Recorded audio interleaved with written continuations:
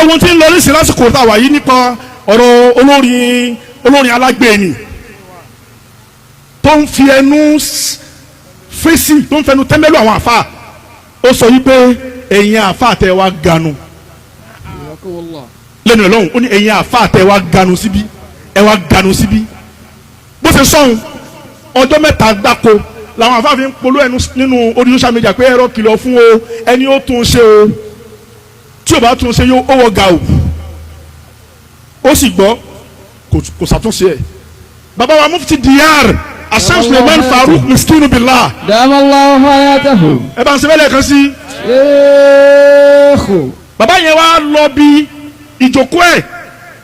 wọ́n lọ ṣe ìdárò ẹ̀mí ó di méní wọ́n lọ ṣe ìdápadà ìdìde tiẹ̀ náà tó dìde sí tiwọn ó di méjì wọ́n wá wò yí pé wọ́n wá bẹ ojú àwọn afa tó kóró ojú àwọn afa kọ́rẹ́ lọ́wọ́ níbi ìjókòó àwọn àgbàlagbà afa ń jẹ̀bú Ogun State Lagos State gbogbo wọn pọ̀ ń bẹ́ẹ̀ bàbá yẹn wá ní kọ́lọ̀ tó mọ̀ lọ jìnnà ká tó ṣe fìdáwù ẹ̀rájì tó sọ yí pé kò sí àwọn àfa tó láwọn àfa àganu ẹ̀ǹdẹ̀ sókè ló bá dìde náà wá sọ fún yí pé ẹ sọ fún àwọn àfa kankan ká má bínú gbólóhùn ẹ̀yọ̀ kan náà ni ẹni àyàn àfa ẹ má bínú o ó ṣèṣì jábọ́ ni ó lóun ò ṣe mistake ẹ wò nǹkan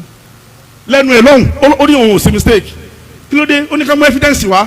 bàbá bó fi tuntun sọ yìí pé evidence mi lórí social media ẹ bá ti tẹ́ nísìnyí yóò gbé wá ó ní no ó lálákọ̀wé lòun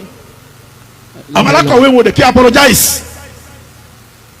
bàbá mo ti wá rí i pé n tó dáa jù ni n tó sọ òun káwọn adákẹ́ ń bẹ̀ kíní tí máa wà lára rẹ̀ òun ó ti gùn nù kò sì ní gba òdodo lásìkò wọn wá dákẹ́ fún ìdákẹ́ fún tó dákẹ́ fún yẹn wọn wá fi sọ ìwọ pé minali ahami ilali muhimmi. àkọ́kọ́ ẹbí mùsùlùmí ni ń jẹ́ Abdul Wasi ló kọ rẹ̀ ń jẹ́ taba fara yàrá rẹ̀ yìí nísìn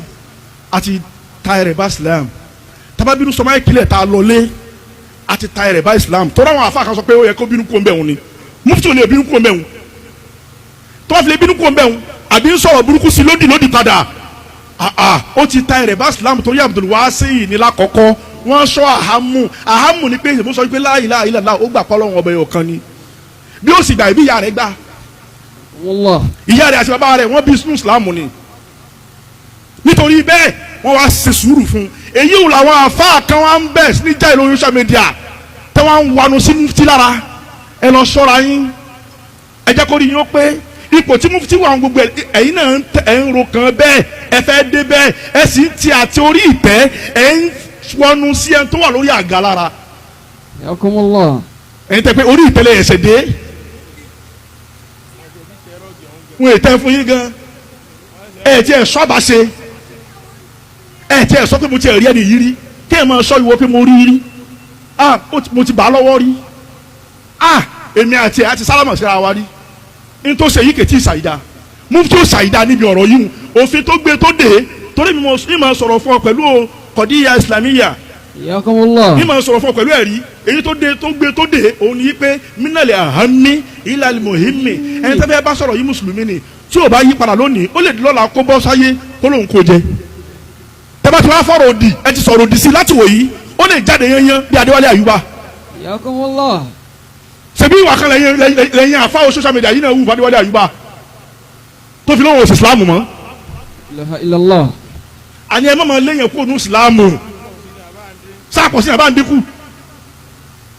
lóòótọ́ ẹnìtàbí yóò kò ṣe dáa burú ló ṣe Ọlọ́run lè padà fi mọ́ lẹ́mìí tí ó nù láti inú ọkàn rẹ̀ pa burú ló ṣe yóò sì ṣàtúnṣe ẹ̀ tí mufti wá ti wá da gbogbo nǹkan rú lónìí